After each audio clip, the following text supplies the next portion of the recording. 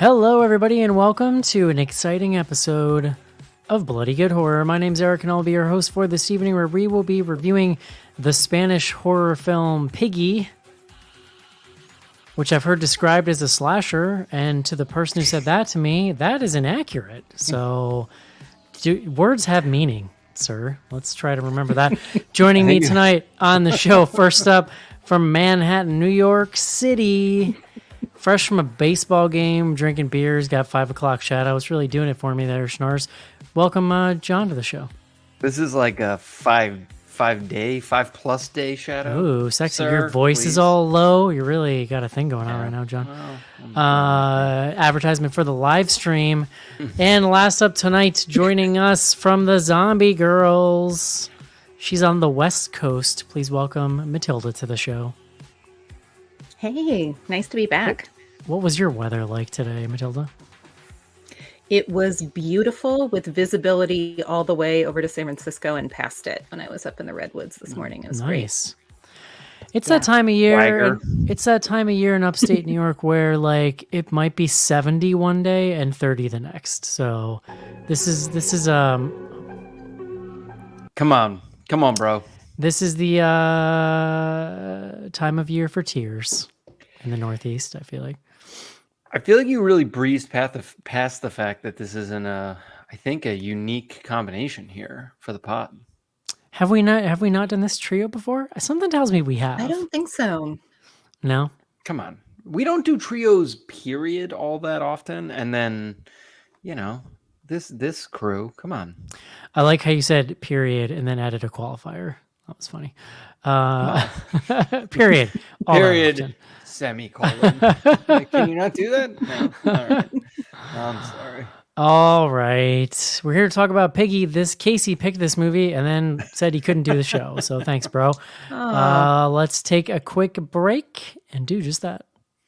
This is it, Jennifer. There's big breaking TV. From the prime time. Main feature.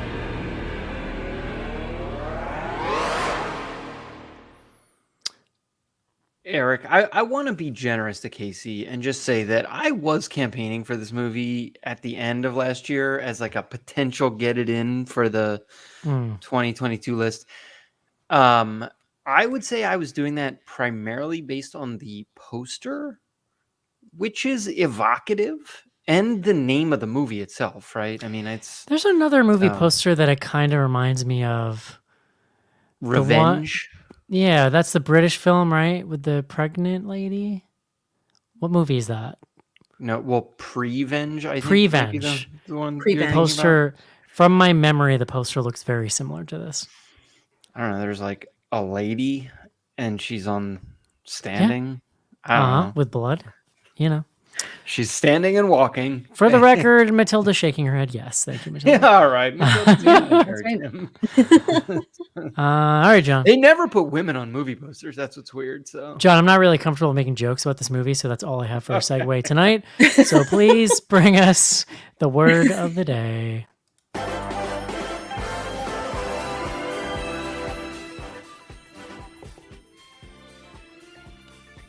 Eric, speaking of not comfortable, I'm going to give you the context of today's word because out of context, I feel like it would be weird. I started with corpulent, and I was like, let's see if we can find something better. And I landed on this word, and I'd never heard it before. I'm curious if either of you have. The word is zaftig. It's Zaftig. Zaftig? There is a Oh, no, I've heard that. There's a northeastern chain of Zaftig delis, John. This Jewish delicatessen. All right, Matilda, is that the same reference that you have heard of it in? No, I have heard it in a descriptive way, and there's also an art book that I own that is featuring art with bigger-bodied people. There we go. Femme okay. in it. Yeah. Mm-hmm. The definition here: having a full, rounded figure, plump, typically used of a woman. Interesting. Okay, so that's their logo. Basically, is like a curvy lady. The restaurant. Interesting. A Rubens Sure. image, if you will. Yeah, no. For people listening, okay. John is making handful motions. Thank you, Matilda. It's hard to do in audio. Oh god. It comes to us from the German. The word is saftig, I guess. It's with an S instead of a Z, and it means juicy. And originally comes from the Yiddish, which that I guess makes There you sense go. with the Jewish delicatessens. Made a Saftig. hell of a sandwich, that place, John. I mean, I believe it. A good deli. You can't go wrong. I was getting Zoftig just eating there all the time. You know. All right. What's this movie about, John? What is this movie about? It appeared to be. Oh, I would like to point out for the record too. I did not know there was a dubbed version until Matilda over email was like, "Guys, don't watch the dubbed version." And I want to tell you, I have never wanted to do anything more in my life after she said that. I've never wanted it, but I You resisted. should drop in on it. I resisted because I didn't want to be Drop in on it. shamed. So I was saying to you all so this movie's on Hulu. That's where I watched it, at least, and when you fire up Hulu, and I don't know if you all have this experience, Hulu serves me nothing but horror movies. They actually have a decent selection. They have a fair number. And so when I sign on, it's like for horror fans, because they tell you why they're recommending the things. And it's like a lot of movies I don't really want to watch, but they're like, you watched other horror movies. But this was one of them. And the version of it that they were serving me was the dubbed version. same. So on Hulu, it's the one that comes up first when you search for it. Yeah. I'm still waiting for like AI generated dubs that match the actors' voices, so then I can stop feeling bad about it. I don't feel bad about That's it. got to be pretty close, I would think. If it were not for the show, I would have watched a dub version. I just want people to know that you can roll your eyes. If it was not for having to tell Matilda that you watched, I didn't want to let Matilda down. It's true. Yeah. No shame. No shame. I don't know. It's funny because on Netflix they do it where you pick your audio track versus having two separate. On Hulu, there's two separate versions. Yeah. Yeah, it's very confusing. John, what's this movie about? All right, Piggy, Cerdita is the Spanish title. Comes to us from Carlota Pereda. She's the writer and director. And it's the story of a young woman named Sarah. How old do we think Sarah is? Like, she's like 17? 17. Ooh. Okay. Jinx, John. She's in high school. She is like an older high school student. She's big. I mean, so like the poster is of her, right? And she's just not a small person. And the film is very much told from her perspective. We meet her parents run a small butcher shop in this.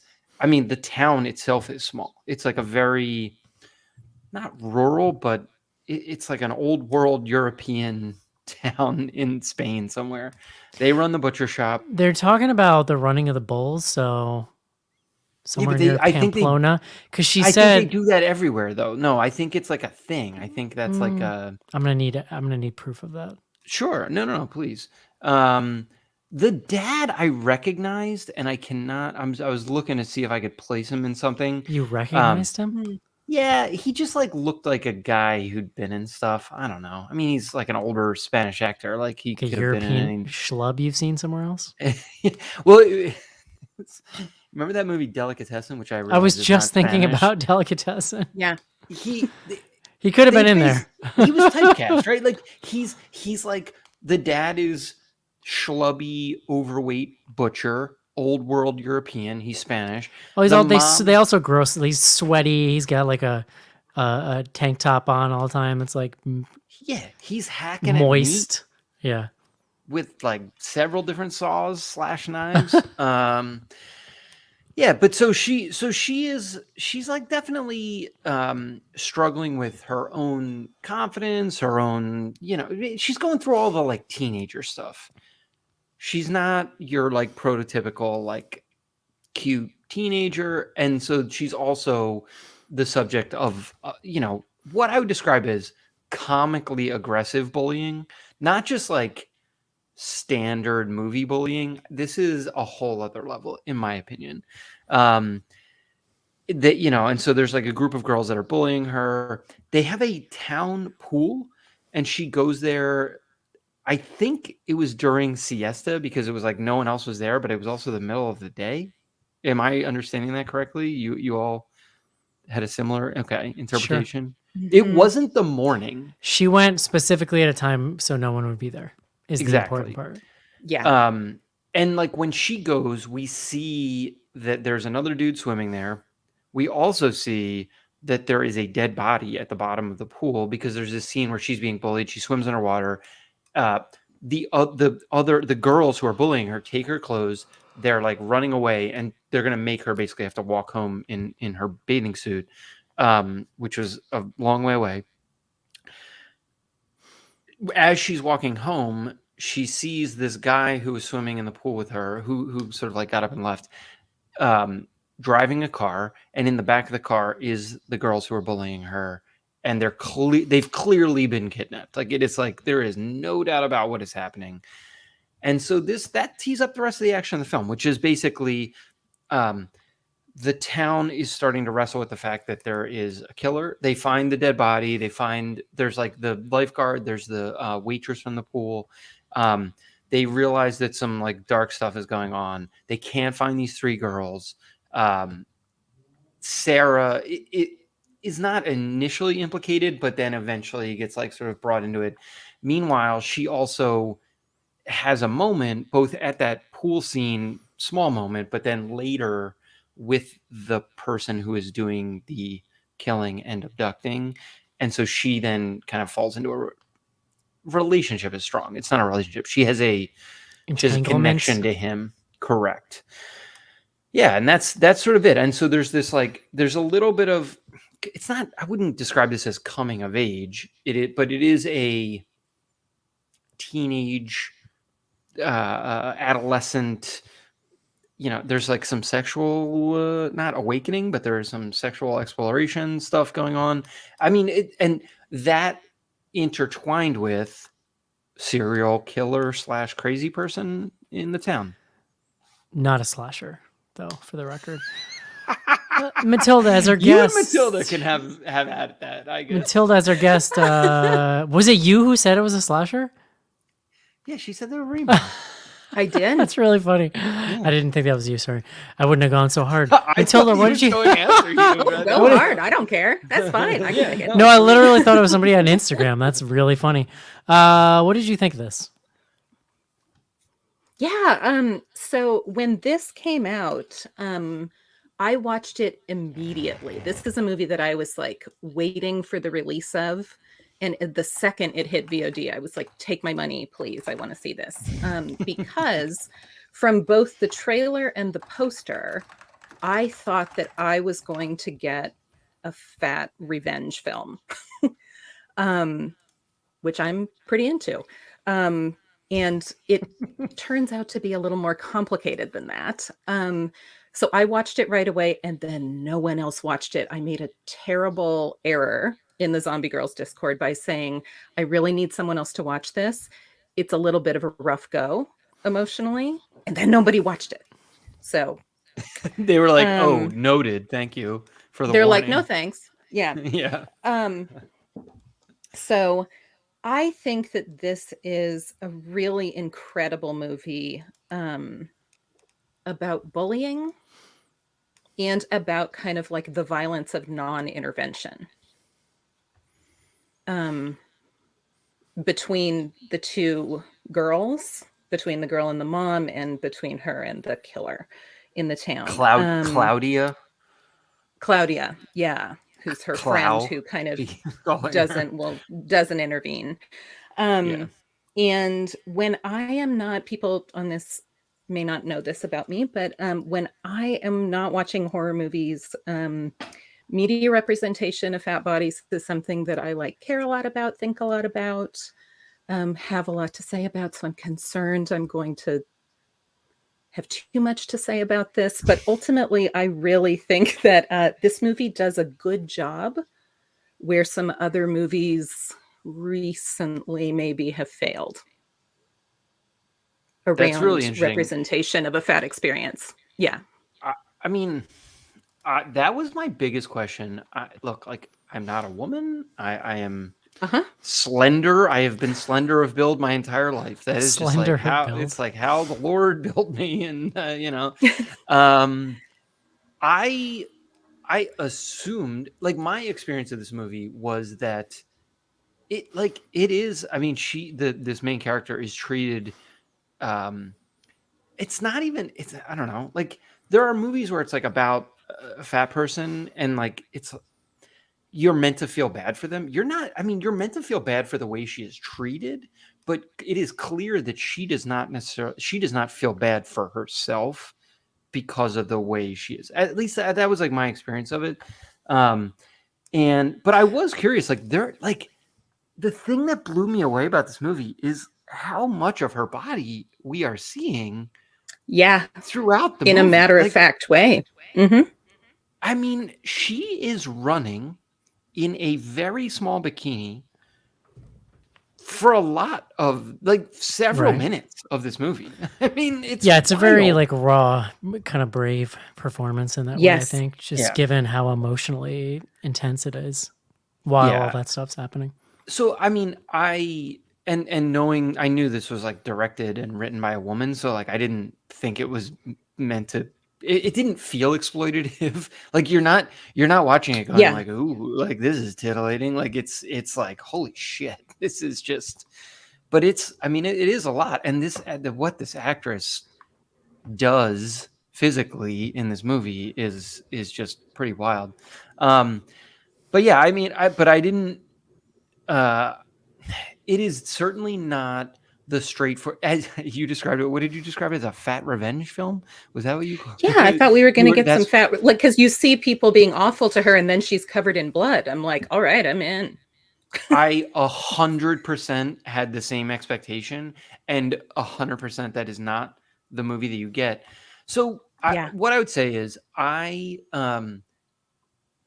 think this movie is super interesting. It is like bizarrely structured. It is non-traditional in its structure. Yeah. And I found that was like at several times sort of like confusing to me, because I wasn't sure who I was meant to be identifying or cheering with. The main actress is not an as you sort of teed up, and like obviously we're going to go right into spoilers here, but like it's not even that she's unambiguously good or bad.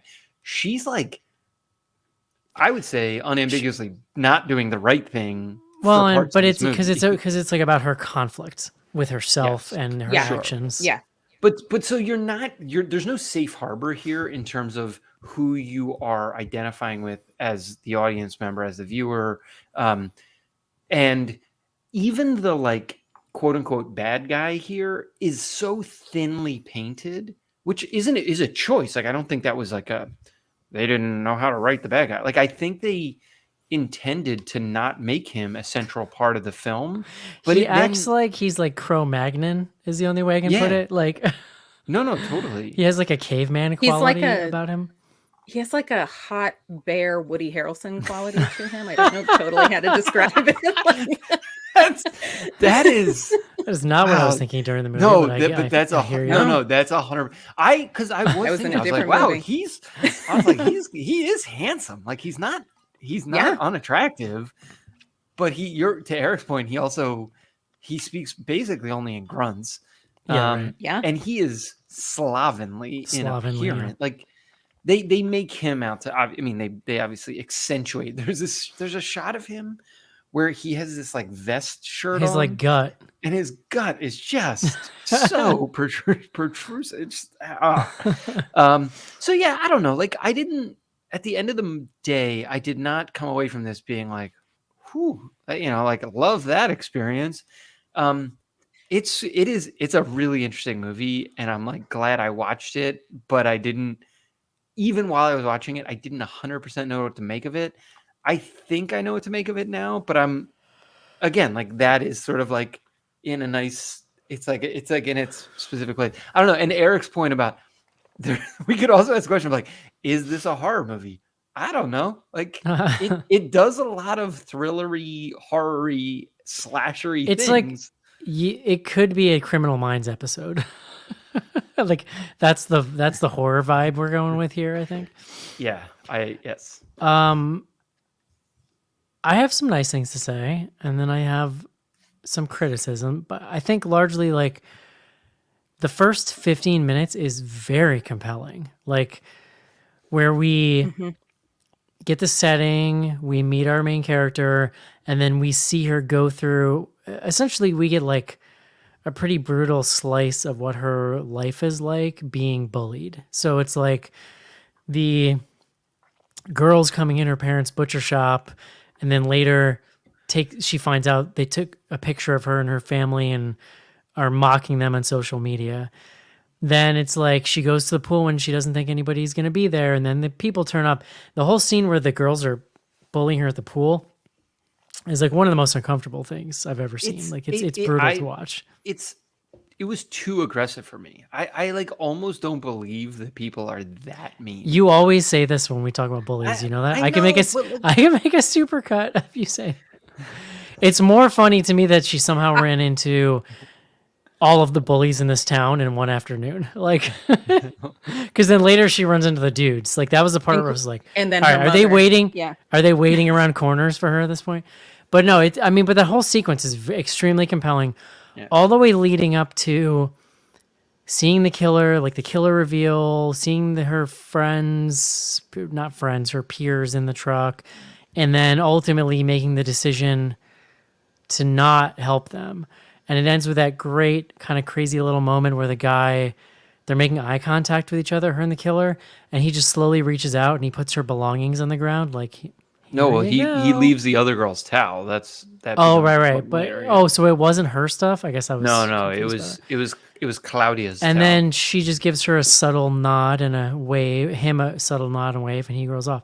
To me, there's like a hard kind of like break in the movie at that point, where we then transition into this pretty long second act that is like she goes home and immediately starts lying about not, because it's a small town. And then this is an interesting aspect of it, which is that it's a very tiny kind of rural Spanish town where when some kids go missing, it's the talk of the town like immediately.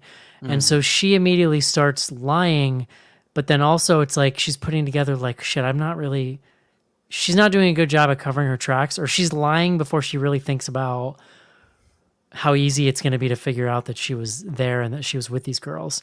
And so I found this section of the movie very boring. Like this part of the movie pretty much lost me, I feel like. When the chaos kicks back in, it gets much more interesting, kind of leading into the finale. And like, while I don't think the finale reaches the heights of that opening sequence, it does kind of at least bring all the themes full circle and gives you something to kind of chew on, especially at the very end.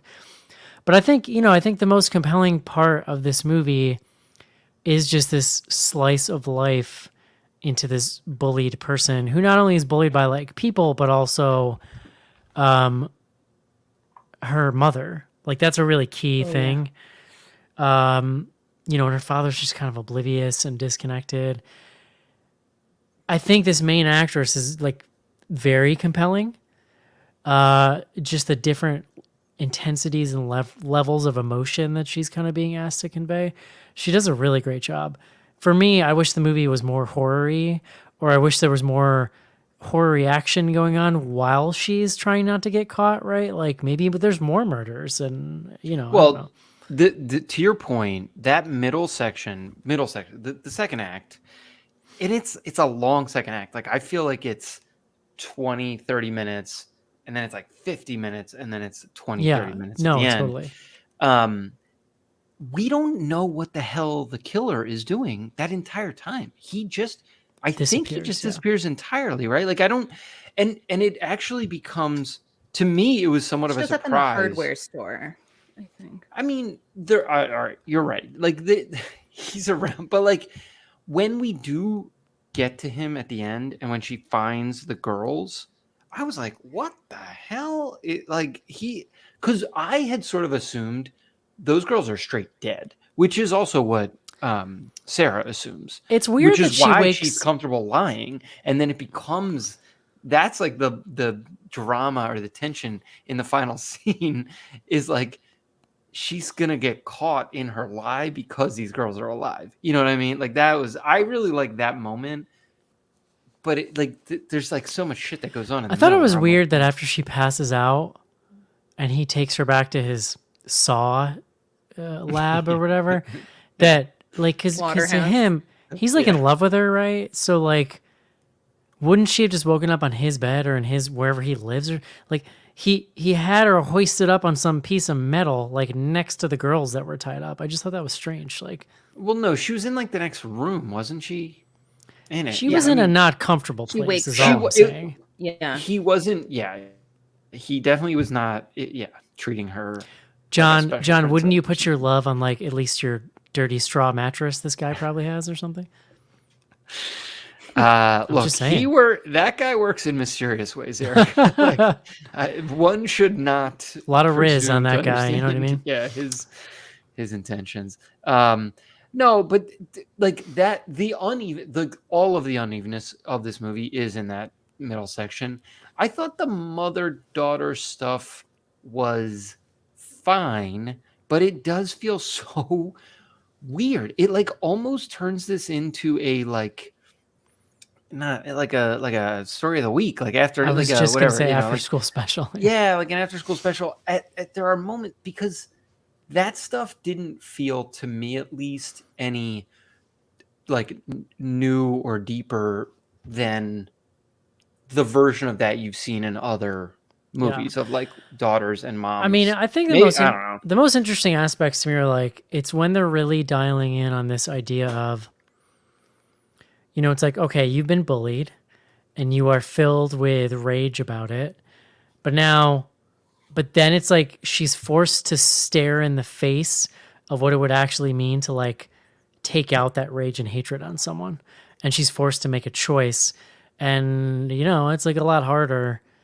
Well, she does make the choice in the beginning, right? But like when actually kind of face to face with them at the end, she finds that choice much more difficult.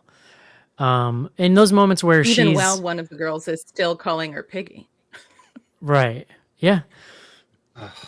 You know, or the other moment I found really compelling was when she makes the decision to go with the guy.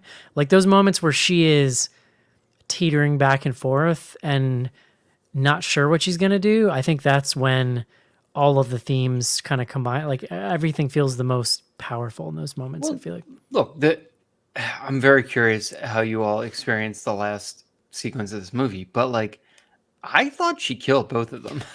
Yeah, they're doing like a little rope-a-dope, but it's a little confusing the way they shoot it. There are a couple sequences in this movie that I felt like were edited confusingly, and maybe that was intentional, but also like there was another one I should have written it down where I was like, wait, what? Like I sort of almost missed what was going on. No, Matilda, to your point, when she's in there and it's like she's the last hope for these girls, and that one girl still goes to the like Piggy. I'm like, that to me, Eric can tell me I'm a crazy asshole on this. I like what, like why? Like are people that heinous? I guess maybe they are. I don't know. I mean, it's funny when people watched this in our Discord and started talking about it, there were people who said that the bullying is so over the top and so painful that it's hard to watch. And I was like, I liked that it felt pretty accurate.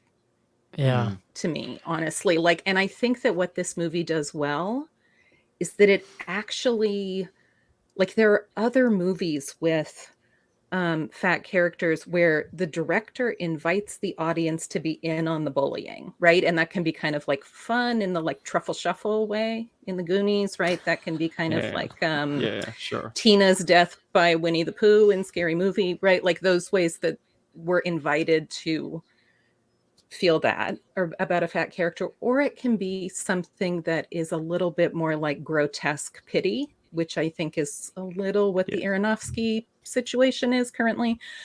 in spite of how empathic he might tell you that movie is. Fat people do not have that experience of that movie.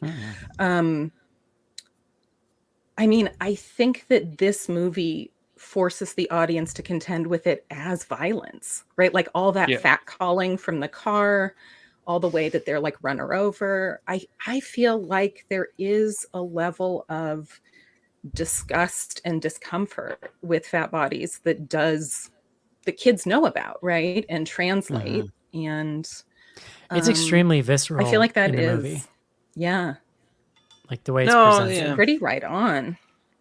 It's the film itself is interesting, and maybe this is why, not just because Matilda had said it, but why I wish it was more slashery, is that it's actually kind of interesting subversion of like the 80s slasher horror trope of the like nerdy outcast kid who gets bullied, and then 10 years later, the class reunion, people start getting off, right? Like that's Terror Train and Slaughter High and like a million other movies. That's what I came for. And what's interesting though is like in those movies, even though it's hard to really parse how it's being presented there, because like that's not a character you ever get to know or see. It's sort of like you don't necessarily want to be there with the bullies, but the movie's kind of putting you there in those 80s ones.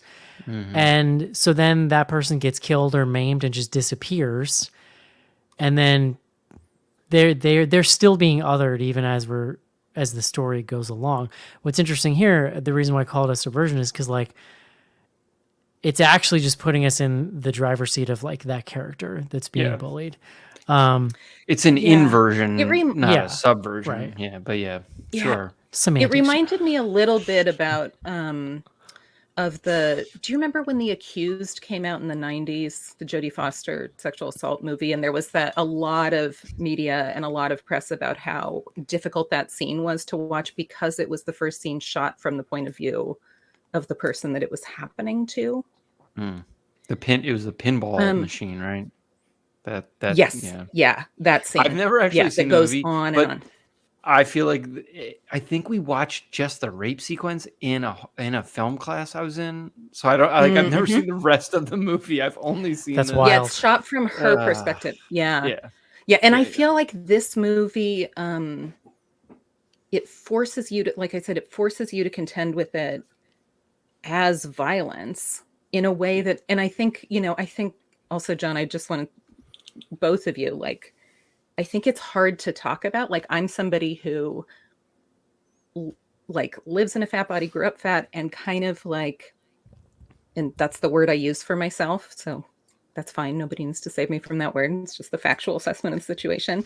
But like, I feel like this is a thing that if that character was in a fat suit, it would give the audience deniability. Right. It would like they'd be like, oh, it's okay. Gwyneth Paltrow's okay in there. Like, I think there's a different thing that happens when you have to deal with a real fat person in a film. Right. And I feel you when you're trying to like talk about a 17-year-old character's body. That's what naked, she does. And that's where it's like what she does in this movie. I will go on record and say I did not think the acting itself was incredible. I thought what she was like, the bravery of the performance was unbelievable. Like that's what I don't know. That was, but to me the thing that is wild, the most wild moment of this movie is when she kills the killer at the end. She's really sad. That was like, at least like it again, like, unless I was misinterpreting it the way she was really upset, and that's where they give you Eric described it as a rope-a-dope. Like it is like the way that it's edited is a rope-a-dope, but I do think there was a moment of her being you are meant to perceive it as a moment of her being actually conflicted about. It's like she ultimately she ultimately decides where her morals are. But she's still killing the only character in the movie that's made any attempt to connect with her as a human. Yeah. Even if he is a caveman psychopath. He like did not nice things to her too. Like, he's like, it's like you're watching one of those old Geico commercials. That's what I keep thinking of. Like, he might as well have a big Flintstones bat. He just looks like a caveman. Like, he's just like, oh, like all he does is grunt, and he's got weird like facial hair, and it's just funny. Yeah. But you're. I think it was very sweet when he gives bullies. her. I thought it was very sweet when he gives her a snack in the car. Yeah. I did honestly though, but the way she so this movie, it's not just this movie, but there is a trend along with the teal and blue trend, John. There's a trend of movies. I was literally just reading about this today, like using almost extremely naturalistic lighting. This movie is one of them. The scene Don't at the you end, dare teal and blue me or natural light me. the scene at the end is so dark I couldn't follow any of it when she's walking It was a around. little Like, dark, yeah. I wanted to start taking screen caps because their screen caps were like legit. There's almost no light whatsoever on the screen. Yeah, I did turn the light up. But I thought, partially because it's hard to see, I thought there were always going to be all of a sudden a twist there where he had her in a cage or something. And then I was like, I thought there was going to be some weird, they were going to lean into like the Piggy thing. And I was like, oh God, I don't want to see this. But that's not where it went. It's just weird the way she wakes up. When she was like, this was partially editing, I think, but like when she is like crawling around that, there's like a 5-minute scene that's meant to be tense of her like crawling around that barn. That's what I'm talking about. Yeah. I didn't have a good sense of the space itself, where the hell she was at any point, and that undercuts the effectiveness of the scene to a certain extent. And when she pokes her head up and like looks around, I'm like, he would see you. There's no way he wouldn't have seen her. I don't know, but that's, for a movie that is otherwise lighting and in other instances fairly naturalistic. I don't know. I just don't think they knew 100% how to handle that scene, and they were trying to make more of it than maybe they were able. Did you read in this in like kind of the history of this movie? This was a short, so the first act was the short. That makes so much sense. I saw I didn't read that, but I saw on IMDb that the actress who plays Sarah had played she was in a short version, and it was also called Cerdita. So I sort of gotcha. And did you watch that? I didn't. No, I just went straight to the movie. Yeah, I mean, I was more just curious. Like, but it was like it's just that first. Yeah, interesting. I mean, it's one way to run at it. It's funny because I think the short was like 2018 or something, and the movie's like 5 years later. Because there was she did some other things in the middle. Well, for me, there was a little bit of like, all of these actresses are older than they are making them play, which that happens. But yeah, it had a little like when they were like quality to it. Yeah, like when they were like taunting her, I'm like, these 23-year-olds are very mean. Like, it's just like usually you've grown out of it. Matilda, tell me about the dubbed version. So the dubbed version, I've watched this 3 times now. The dubbed version, which I did the second time through, and because Hulu gave it to me, and I was like, well, whatever. How bad can it be? Turns out, it's very flat. It's like somebody is just Shatnering. Like, I don't want to, cast shade on the voice actors, but somebody is phoning it in a little bit emotionally. And it's one actor / actor, or it's like one person voicing it? All of them. Especially Mom and Sarah. Yeah, that's interesting. Which are like the pivotal. So the two characters. The pivotal emotional scenes are just flat. It sounds like someone handed them a sentence and said, read this sentence. Like it's not. So I could remember like factually what had happened, but not emotionally what had happened from doing it. You would have to watch it. I cannot remember the last time I watched a dubbed version of anything. I just won't do it. I really sat and thought about it. I'm not going to lie to you. That's fair. I mean, thought about it. There's probably like movies from the 70s that I've seen that were like I mean, ultimately only ever released. Every Italian horror film you've ever seen was dubbed by someone. Yeah, for sure. They would have the actors speak in phonetic English a lot of times and then dub them with English, like English native actors. Yeah, that's fun. Any other favorite scenes, poignant moment? I mean, my thing is I think I very much hear and understand your perspective, Matilda. And I think I share what John was saying, which is I can very much see how if you can make that personal connection with the character, how powerful of a film this can feel. That wasn't the experience that I had with it, but it's not bad. I don't think by any means. I think there's a lot of interesting stuff going on. Yeah, I think this isn't. Last time I was here with you while we were watching the M. Night, The Cabin at the End of the World movie. Knock at the Cabin, excuse me. Knock at the Cabin. Cabin at the End of the World is the book. Yeah, that's the book. I think the book. Yeah. Is that the book? The central question of that movie is would you save a world that has been cruel to you? And I think this movie does that in a slightly more interesting way, or maybe just from a perspective that I Now I was bullied for being small as a kid. So if they make a sequel called Shrimpy, I think I'm all in. Oh my God. Yeah. Eric, I feel like you're daring me to say shit right now, but I'm not going to. You're gonna bully me again, John? I want Piggy too, where it's just her underwater shots of her swimming unbothered in her little bikini. That's what I want.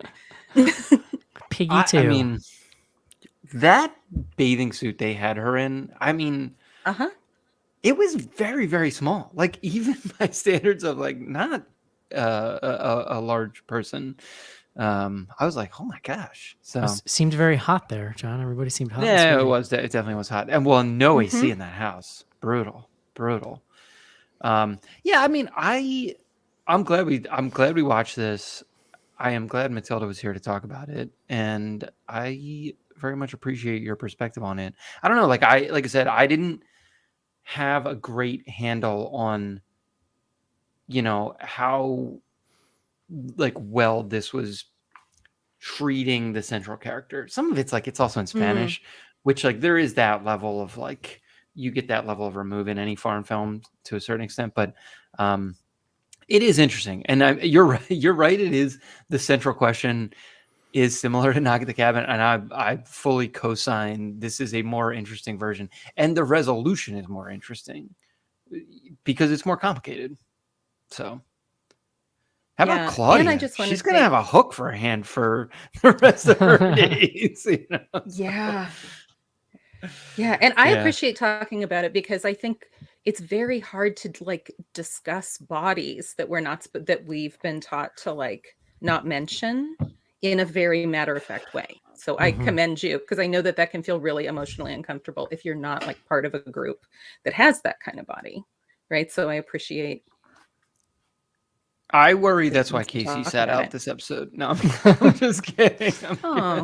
He's actually at his in-laws right now. He honestly made a joke that he was excited because he's a full-bodied man and wanted to talk about it, but this was over text, I should say. Listen. There was something else I was going to say, and then I got distracted by Casey's text. I think that's going to wrap it. Like a good fat joke. There we go. I think that's going to wrap it for Piggy. Would you recommend this movie, Matilda? Yes. John? I think I'm going to say yes too, actually. I didn't think I was going to, but I've swung. I think in the Sex and the City sense, if you're an Eric, I'm going no on this one. If you're not an Eric, then you don't give a shit what I say week to week. So there you go. We just got an Instagram review or iTunes review, and somebody gave us 5 stars because I hate the Star Wars prequels so much. So there you go. I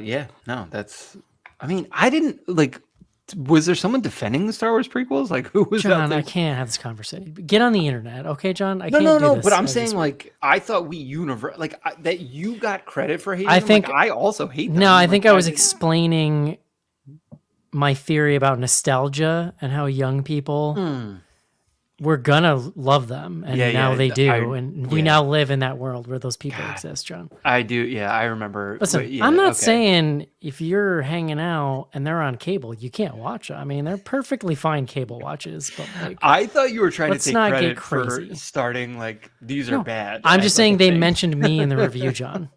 I'm their favorite specifically. Fair enough. Well, they know what to do with this movie, I guess. All right. Just a little segue there. Let's take a quick break and do some fan mail.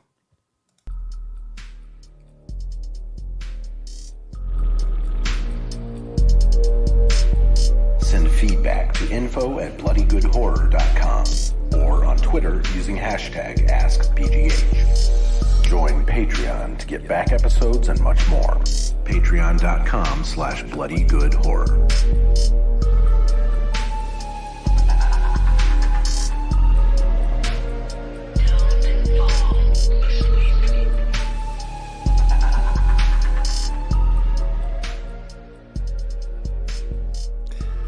John, do you like my Hellraiser cube that I have?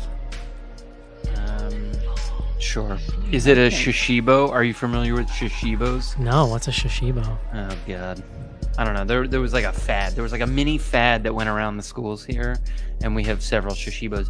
They're cubes, and like the sides of them are all magnetic, and so you can like flip them around. Oh, yeah. That would actually make a good Shishibo.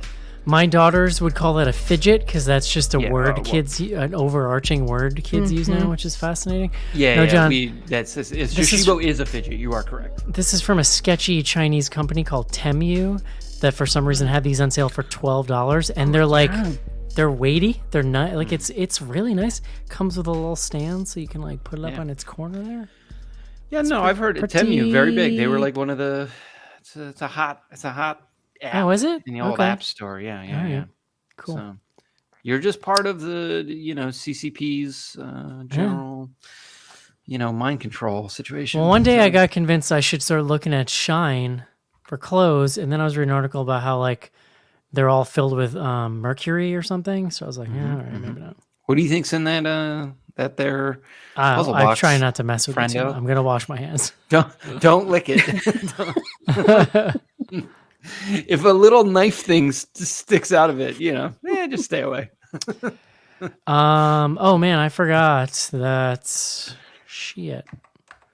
I gotta get on. I gotta do the Twitters tonight, John. Yeah, you do. No emails then. Can I talk about the survey, Eric?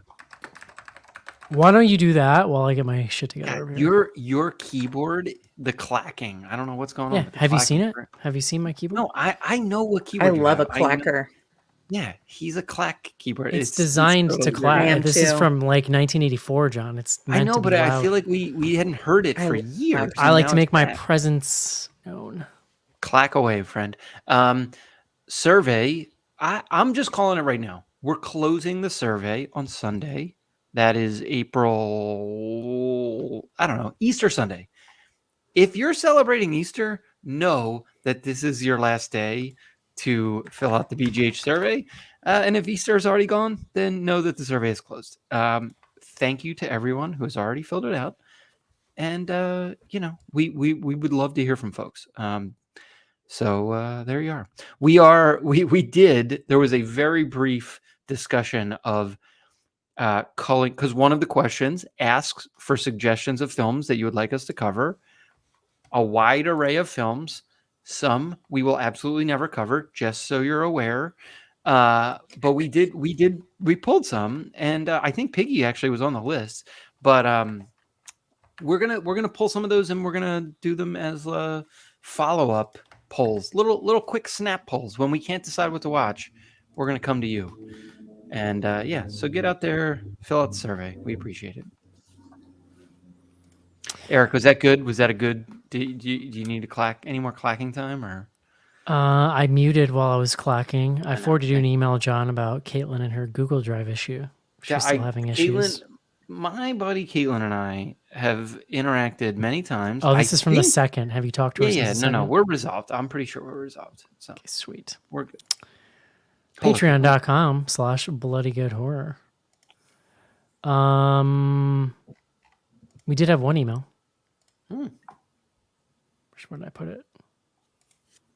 I was not prepared. Yeah, clearly. I had plenty of time, too, to be honest with you, John. Yeah. Watched Horror in the High Desert after Eric mentioned that it's the most scared he's been at a movie in a long time. I'm unsure if I loved it or hated it, but saw that a sequel was released this year. Has anyone seen the sequel or any interest in doing a double feature for the show? Thanks for all you guys do, Brian. I watched the sequel like 2 days after the original. I didn't think it was as good, but a lot of people have said they like the sequel more. So do with that what you will. Matilda, have you seen this high desert nonsense? I haven't, no. Raving about. Tell me about it. It's like a found footage mockumentary about a guy who goes missing in the desert. It's not the low desert, just to be clear. It's the high desert. Mm-hmm. It's very good.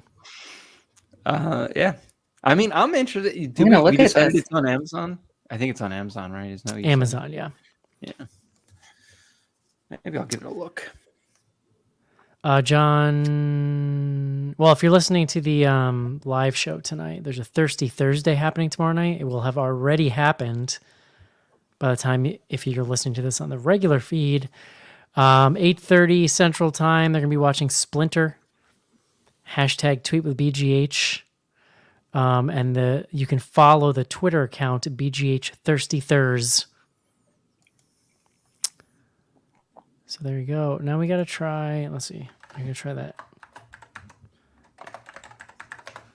Hashtag ask BGH. Make sure you sort them. You got to sort them from most recent, because otherwise you're going to get all kinds of whatever they're doing over there at Twitter. It's the fucking worst. It is terrible. All tweets and retweet. I mean, yeah, we just didn't get a lot tonight, so it's fine. That's okay. Okay, I think we got one. Very good. All right. Excitement levels for Mac 616 after seeing the new cast members. John, have you seen the new Maxine cast members? You know what? I got a deadline email about it. I get the deadline emails at work. Or we do this thing now where I show you the internet in real time? No. I mean, I like clocked it for a second, but I did not process who they are. It is. You're gonna say names, and I'm gonna go, huh? Elizabeth. If it's the woman from this movie, then that's Elizabeth Debicki from Guardians of the Galaxy 3. I don't know her. Okay. That movie hasn't even come out yet. Here's the ones I know. Here's the ones I know. Michelle Monaghan. Mm-hmm. Love. Bobby Cannavale. Oh, love that. Yeah, great. Yeah. Into it. This sounds like a name I should know, but I don't. I think it's Cannavale or Cannavale, right? Lily Collins. Halsey. That's I know Halsey from what's it called? Sing 2. My favorite, Giancarlo Esposito, who is Darth Fring.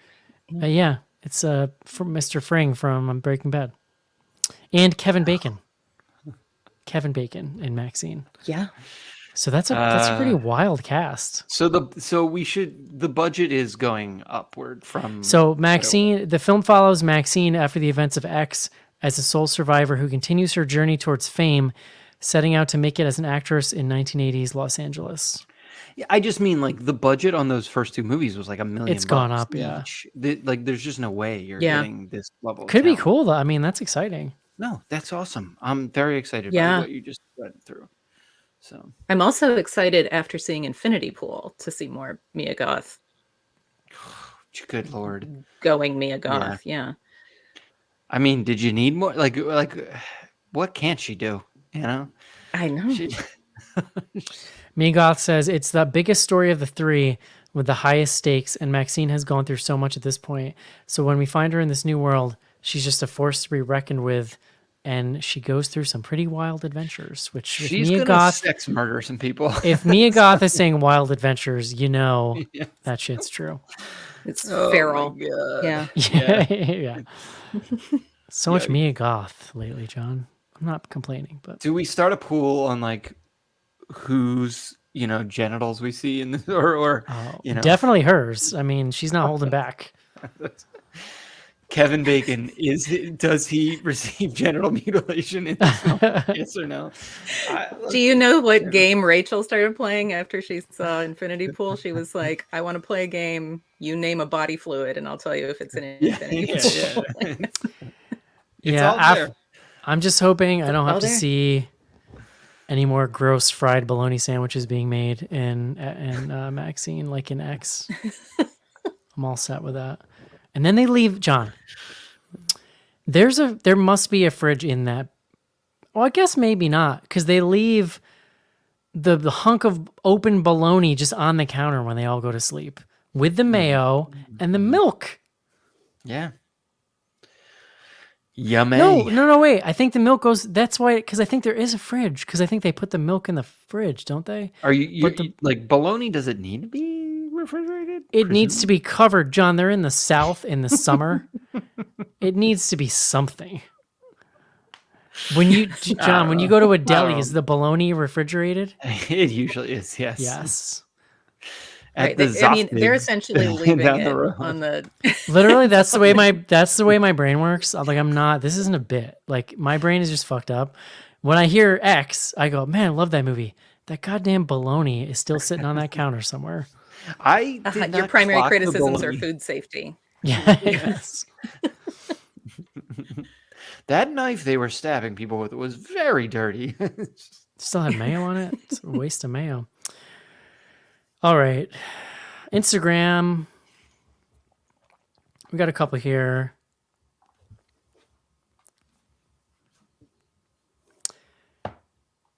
Would you do the same? Dramatic pause. Would you do the same with the bullies? Or would you leave them? Or would you save them?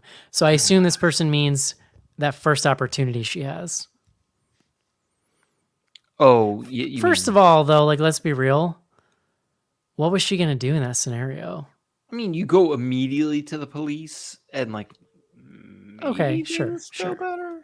Maybe. But, like, she's on foot. She's in the mean, Caveman was definitely going to kill a bunch of people. Like, was she going to stop him from killing people? No, not, like, she wasn't going to.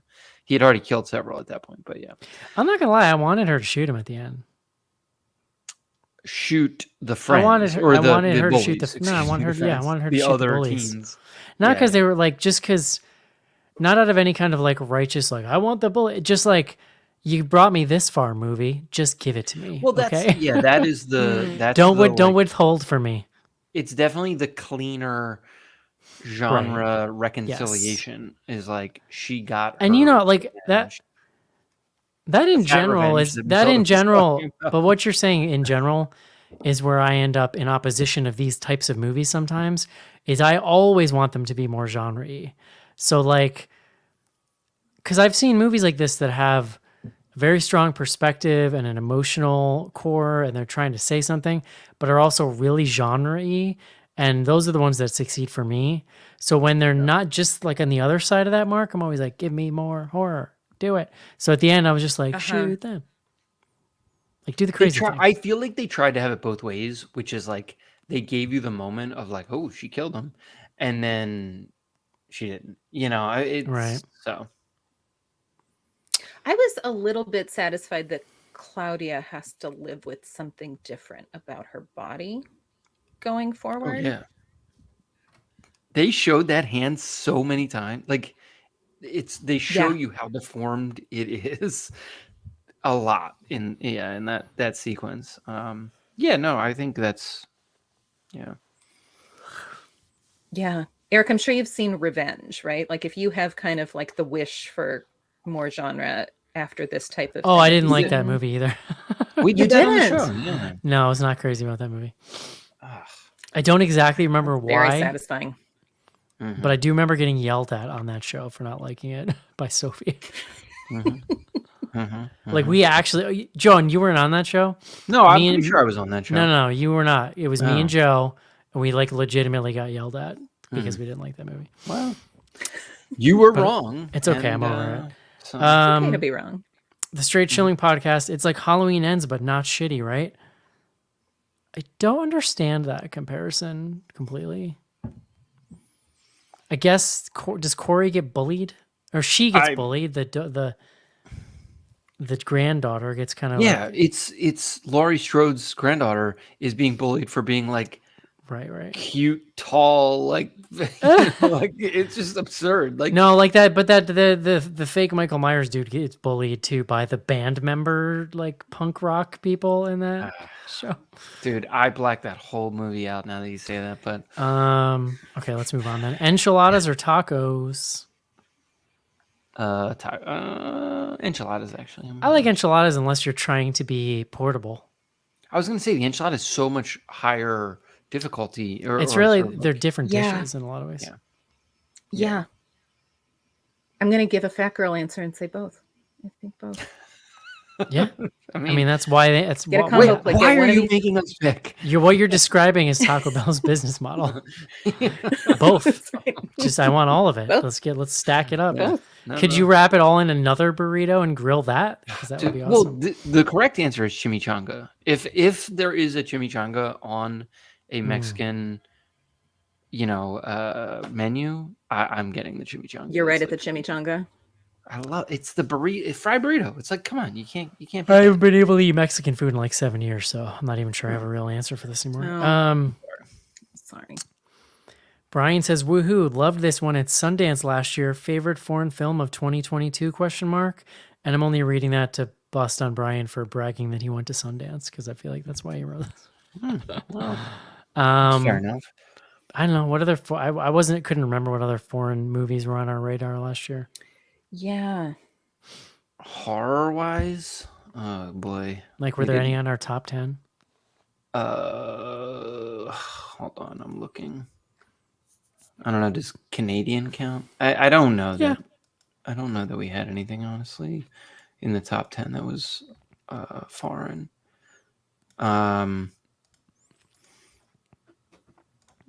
Yeah. No, I don't know. I mean, I was talking about it. I guess was it last week? That Triangle of Sadness movie, which is mostly in English, but I don't know. Did you see that, Matilda?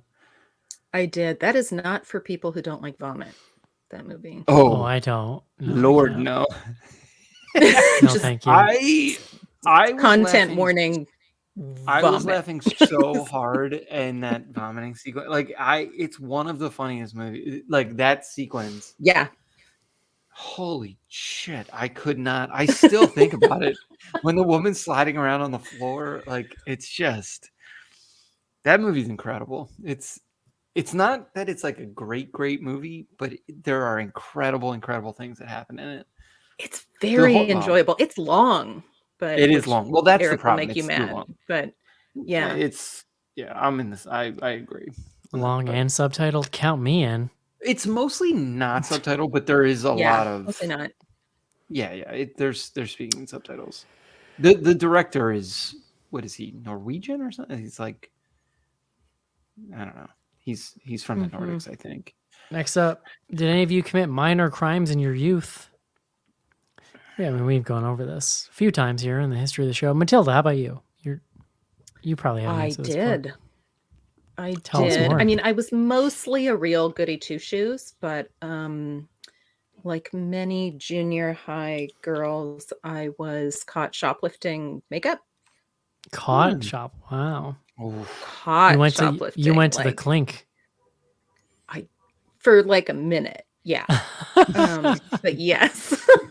Wow. There was some being banned from a store having to be explained. It was like a mostly scared straight situation. Yeah, that was like I did some minor shoplifting, like of small things as a teen, but like never got caught. Yeah, like a tween. I did a lot of underage. Not cut out for it.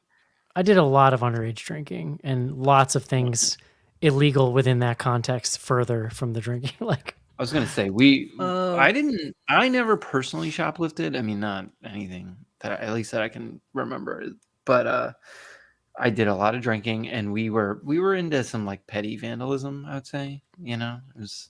Yeah, we did come of age in like the late '90s were like the renaissance for misdirected white male rage. I feel like. Yeah.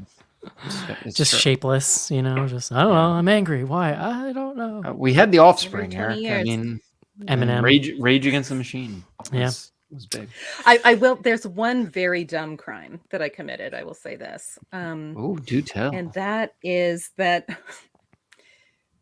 I was kind of a death rock girl in my youth, and my friend who drove a 72 Buick Regal about the size of a living room with a rubber bat in it, like you do.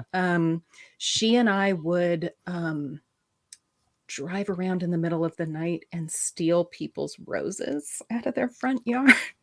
What? To give to our fancy long-haired goth boyfriends. Yeah, that was and it turned out we were stealing like somebody's prize roses in town and then felt bad about it. But did it end up on how'd you know that? Was it on the news or some shit? Because it turned out we knew the person whose mom's roses were getting stolen. We stopped. Man. We stopped. That was the scared straight. That's an amazing caught, or you just it was like she was talking about it and we were like, oh, that's us. Uh-oh. Perfect crime. Yeah. Wow. Buick Regal, very quiet. Yeah. That's amazing. Man, I tell you what, now some kids got one of those electric cars. Well, they make noise though, right? They make fake noise now. Oh, I think in a Prius you could really sneak up on some roses. Some roses. Oh man. All right. A couple more questions. Favorite movie posters that are subtle but disturbing to look at? That is such a specific question. Yeah. I responded with there's this really great poster for The Descent where all the characters are laying on the ground in the formation of this like famous skull painting that I'm not well read enough to know who did it. Oh yeah. Yeah. I know what poster you're talking about. I was gonna say the original Saw poster. That always it's like I think it's just the hand cut off, like a sawed off hand. I don't know. Yeah. I'm looking to make sure.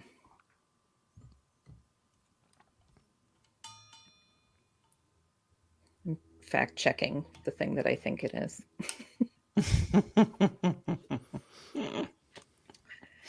It's antiviral.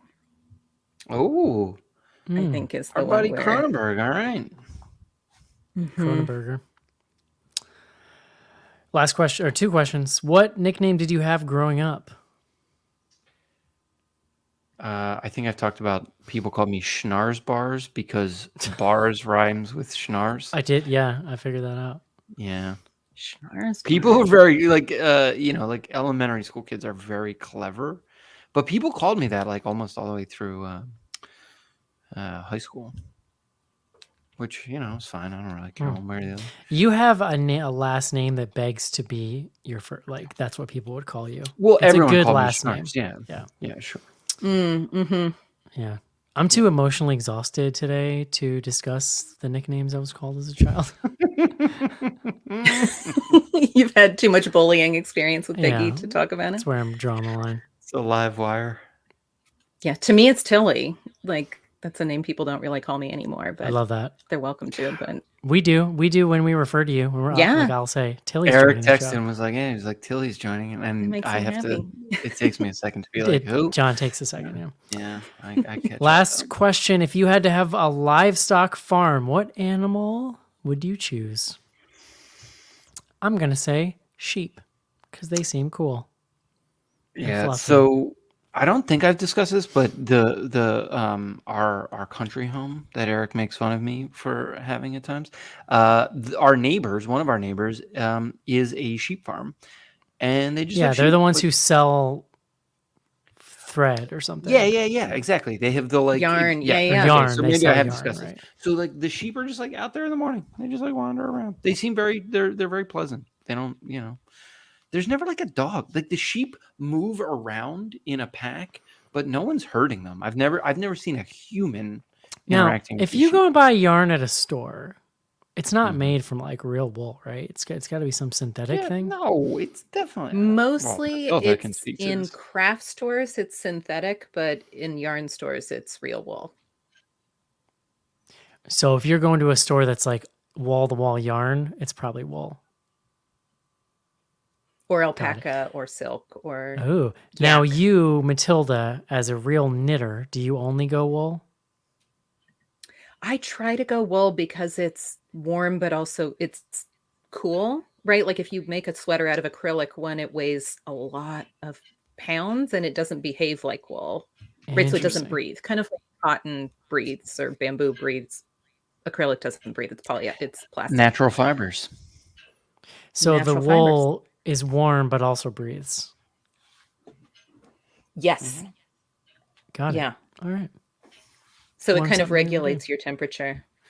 Yeah. I think sheep too, because we, on my yarn retreat, on my knitting retreat last year, we visited a sheep farm. And my favorite thing about them, John, I don't know if you've seen this next door to your house. When someone comes and opens the door like they're going to put food down, the sheep don't just all run at you in a pack. They all yell while they do it. So they go as they run in a giant. Yeah. That was my favorite part. I have not gotten that close to them. They have a lot to say. What about you, Schnaps? What are you raising? No, I can get into alpacas too. They seem pretty cool. You know what I love? Fucking goats. Goats are just awesome. Yeah. They're very good. Maybe you all have seen this. They're like using them to deal with a wildfire situation. I'm sure Matilda's read about this because they eat overgrown vegetation. Yeah, basically, they're like bringing them in to like clean up. They're like naturally cleaning up some of the stuff that would have otherwise gotten cleaned up before we overhunted and yada yada yada. No, goats are they're also just like ridiculous as animals. Like they've got these like very interesting personalities. There are a few things cuter than like a baby goat. Oh, the baby goats, they're the best. I totally agree. The kids, so to speak. Yeah, there you go. Mm-hmm. All right. Yeah, Rachel and I for her recently went to, there's a goat place in Pescadero near Half Moon Bay here, and there's a barn. Part of the tour it's a goat farm, goat dairy farm. Part of the tour is you can go to this barn and baby goats jump all over you.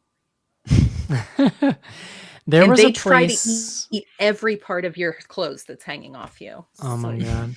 There was a place, I remember doing a story on it years ago out in Massachusetts somewhere, where you would go to a farm and do yoga, and the gimmick was that they'd let the baby goats walk all over you basically while you were doing yoga. I've seen pictures of shit like that, but yeah. Sounds delightful. Yeah. Baby goats. You'll need them in our life. John, I'm sure that we have no idea what we're doing next week, considering how long it took us to pick this week. Why would we know? Would we know? I still don't think there's anything in the theaters. The big release this week came out today, Super Mario Brothers movie. If you guys want to do that, I'm in, because I'm gonna fucking go see that movie. I don't think we can get away with that. Although I am probably gonna see it next week. Spring break week here next week. For the kids. we got nothing in the theater, so we'll take it offline. Maybe we can go out to the patrons with a poll or something. All right. Well, check us out, patreon.com/bloodygoodhorror. That's going to do it. John, one last reminder, where can people find the survey if they haven't filled it out yet? Oh, the survey. Well, we're going to tweet it out. In fact, Eric, let's tweet and Instagram that out tonight or tomorrow morning. And then it's on bloodygoodhorror.com. Little website you might have heard about. Sweet. I have heard about it. It's true. Mm-hmm. All right. That's going to do it. Hope you enjoyed the show, and we'll talk to you soon. See you. Thanks. Bye-bye.